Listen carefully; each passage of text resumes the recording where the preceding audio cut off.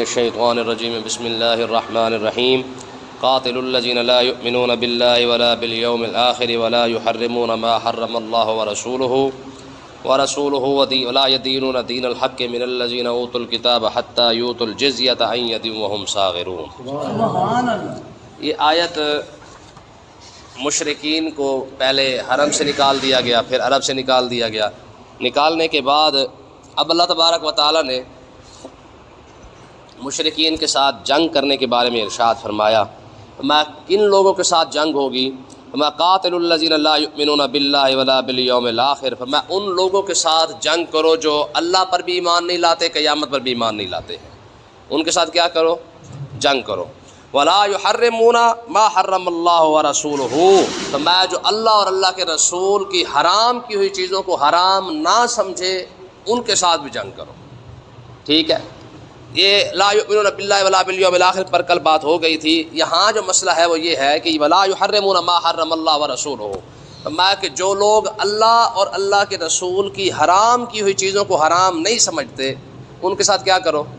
جنگ کرو۔ اس سے مطلب مسئلہ ثابت ہو گیا کہ ایک دو ہستیاں ہی ہیں جو کسی چیز کو حلال اور حرام کر سکتی ہے، وہ اللہ اور اللہ کے رسول کی ذات ہے۔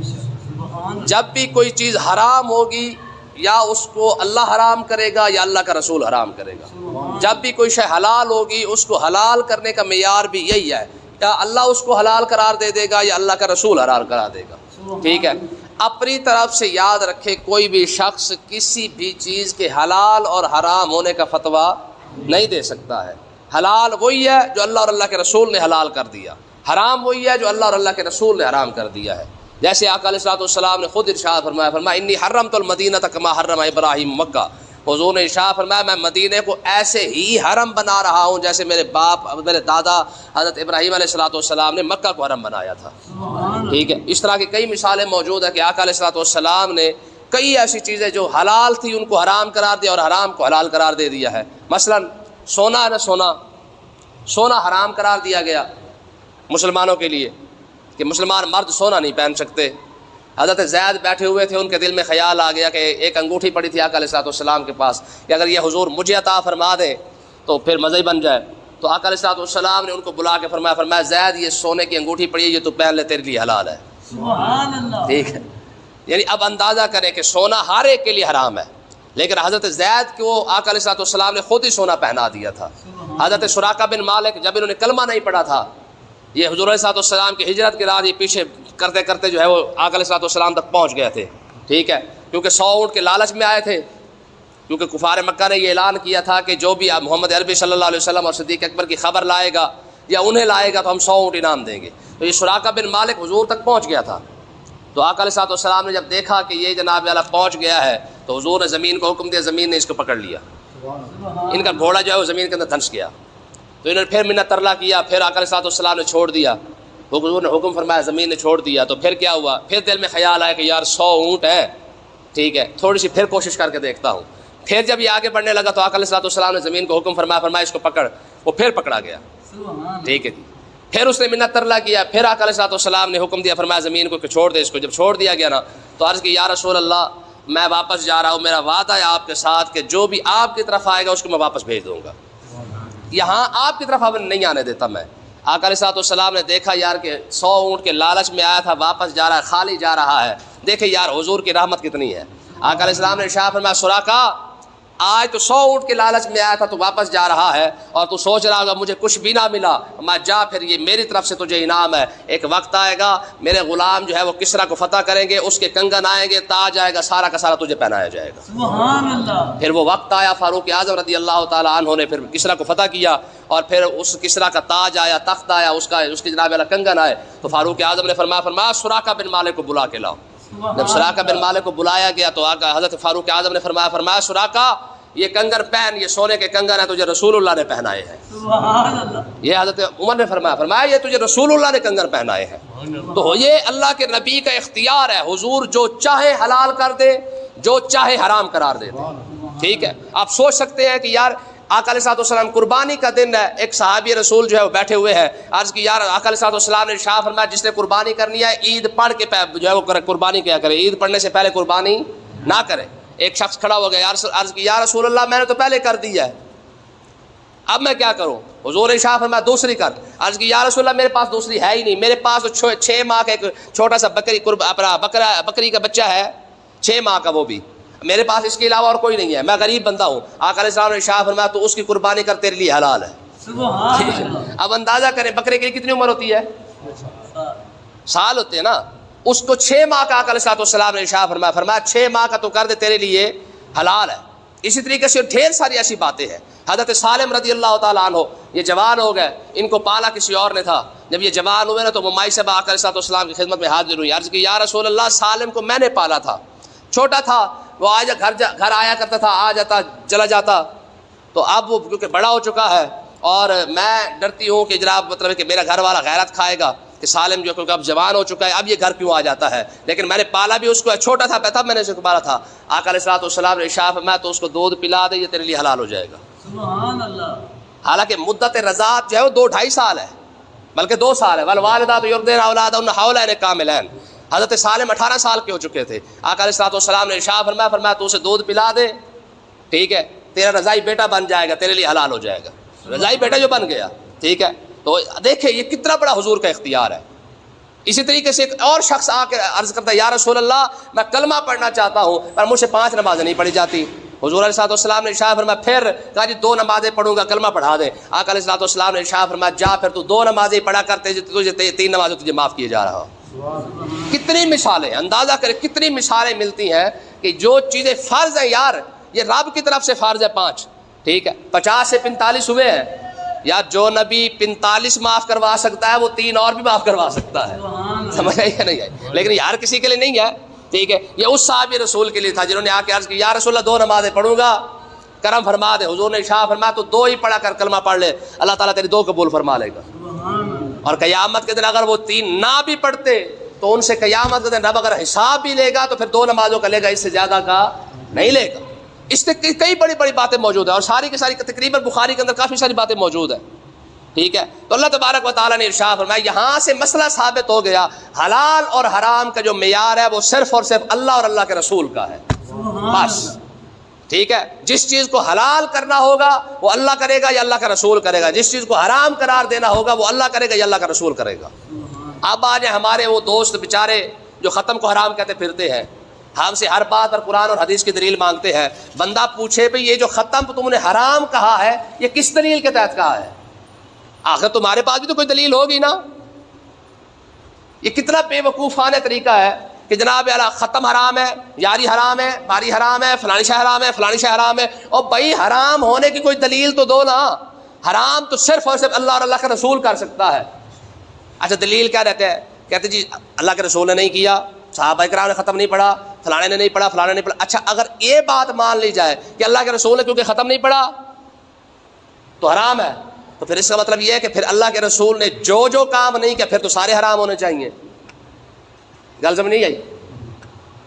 اگر اس بات کو دلیل بنایا جائے کہ اگر جو کام اللہ کے رسول نے نہیں کیا وہ حرام ہے تو پھر اللہ کے رسول نے تو ڈھیر سارے کام نہیں کیے ہیں. اللہ کے رسول نے تو ایسی مسجد کے اندر نماز بھی نہیں پڑھی ہے, اللہ کے رسول نے تو ایسی سواریوں پر سفر بھی نہیں کیا ہے, اللہ کے رسول نے تو ایسے برتنوں کے اندر کھانا بھی نہیں کھایا جو ہم کھا رہے ہیں. پھر کتنی چیزوں کو چھوڑو گے؟ پھر گدھے پر سواری کرو. آقا علیہ السلام نے تو ساری زندگی گدھے پر سواری کی ہے یا گھوڑے پر سواری کی ہے یا اونٹ پر سواری کی ہے, اس کے علاوہ تو 3 اور کوئی اور چیز ہے ہی نہیں. پھر کس چیز کو چھوڑو گے؟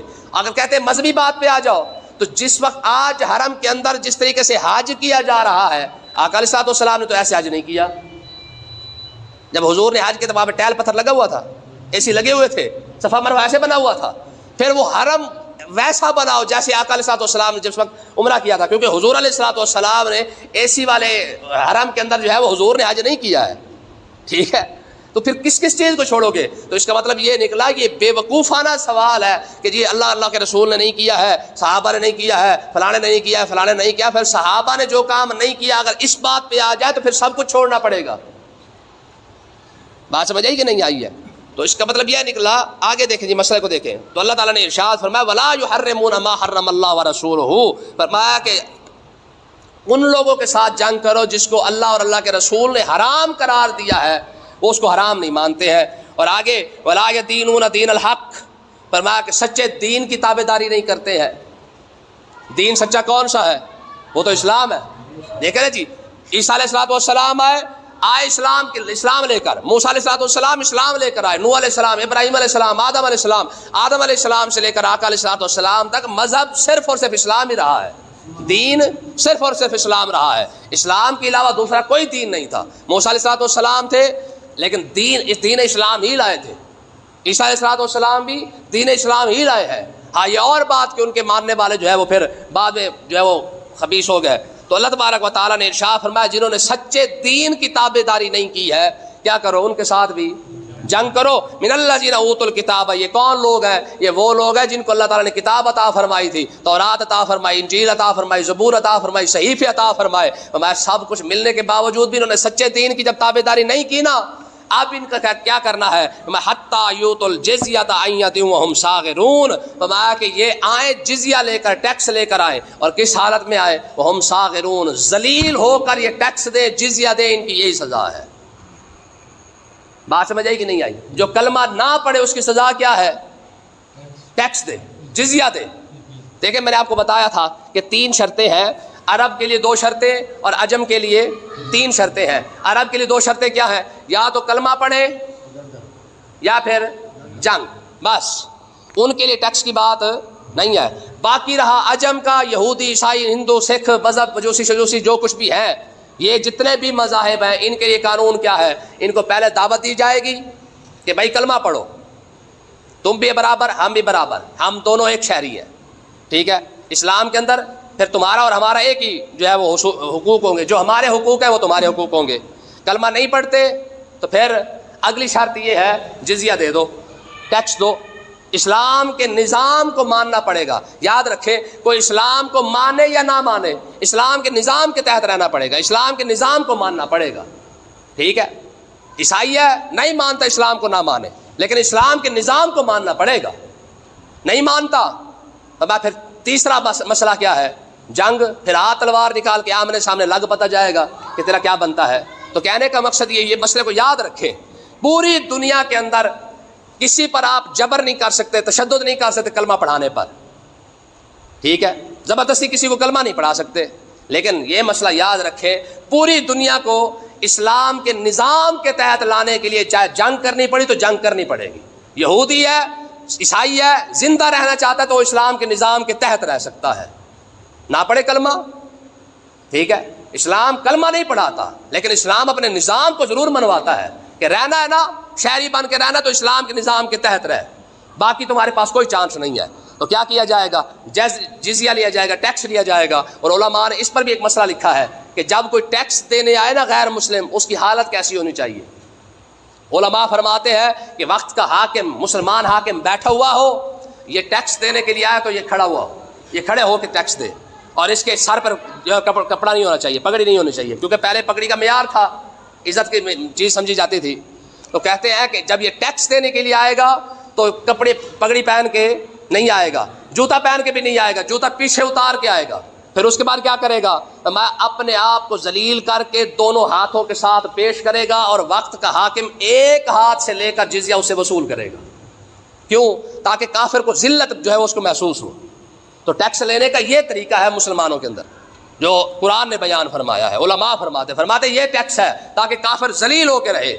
یاد رکھے, میں نے پہلے بھی آپ کو بتایا تھا, اسلام غیر مسلم کے حقوق دیتا ہے, عزت نہیں دیتا.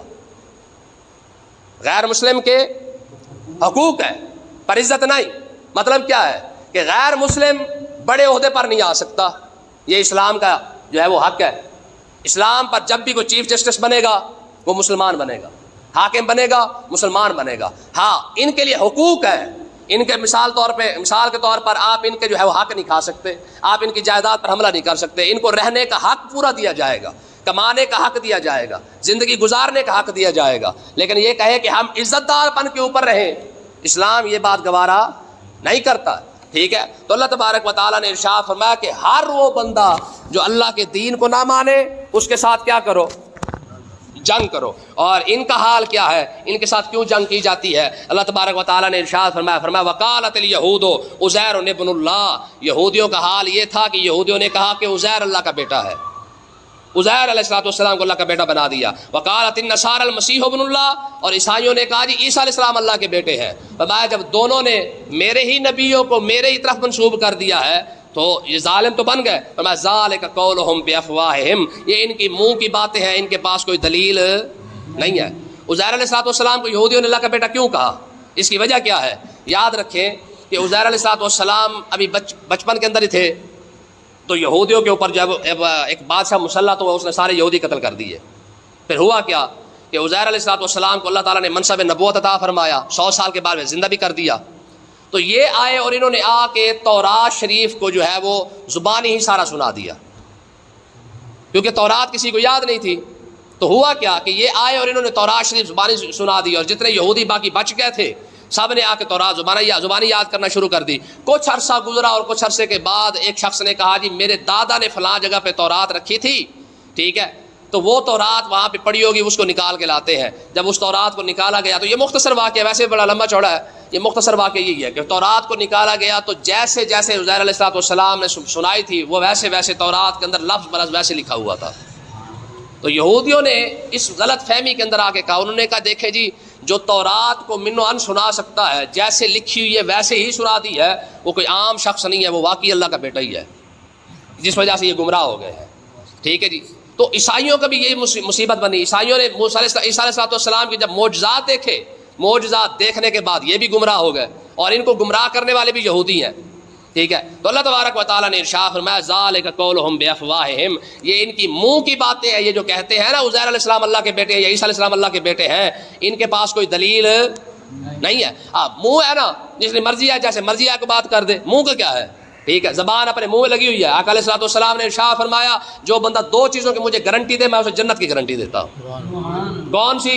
فرمایا یہ جو منہ میں ہے، جو 2 دانتوں کے درمیان ہے یہ، اور جو 2 ٹانگوں کے درمیان ہے یہ. میں اپنی شرمگاہ کی گارنٹی دے، اپنی زبان کی گارنٹی دے، یہ دونوں چیزوں کی گارنٹی کوئی بھی شخص مجھے دے دے، میں مصطفیٰ کریم اسے جنت کی گارنٹی دیتا ہوں. کتنی بڑی بات ہے، زبان اور شرمگاہ. تو اللہ تبارک و تعالیٰ نے ارشاد فرمایا یداہون قول الذین کفروا من قبل، فرمایا کہ یہ جو آج جو کہہ رہے ہیں نا عیسیٰ علیہ السلام اور عزیر علیہ السلام کے بارے میں یہ اللہ کے بیٹے ہیں، یہ آج نہیں کہہ رہے، ان سے پہلے والے لوگ بھی ایسے ہی کہتے رہے ہیں. لیکن دلیل کسی کے پاس بھی، ان سے پوچھ کے دیکھ رہے یار تم عزیر علیہ السلام کو اللہ کا بیٹا کیسے کہتے ہو؟ ان کے پاس کوئی دلیل نہیں ہے. یہ جو ہمارے ہاتھ چوڑے رہتے ہیں، آپ ان سے پوچھ کے دیکھ لیں کہ ہاں بھائی تم جو عیسیٰ علیہ السلام کو اللہ کا بیٹا کہتے ہو، کوئی دلیل بھی تمہارے پاس ہے کہ نہیں؟ دلیل شلیل کوئی نہیں. ٹھیک ہے. تو اللہ تبارک و تعالیٰ کے الفاظ دیکھیں، فرمایا قاتلہم اللہ انا یؤفکون، فرمایا اللہ تعالیٰ انہیں برباد کرے، یہ کہاں بہہ کے جا رہے ہیں، انہیں پتہ ہی کوئی نہیں کہ یہ کیا کیے جا رہے ہیں. قیامت کا دن آئے گا، یہ کیسے رب کا سامنا کریں گے، کیسے رب کو منہ دکھائیں گے کہ رب نے نبی بھیجے تھے ان کے اصلاح کے لیے، انہوں نے انہی نبیوں کو جناب اللہ بنا کے خدا بنا لیا ہے یا خدا کا بیٹا بنا لیا ہے. اللہ پاک سمجھنے کی توفیق عطا فرمائے.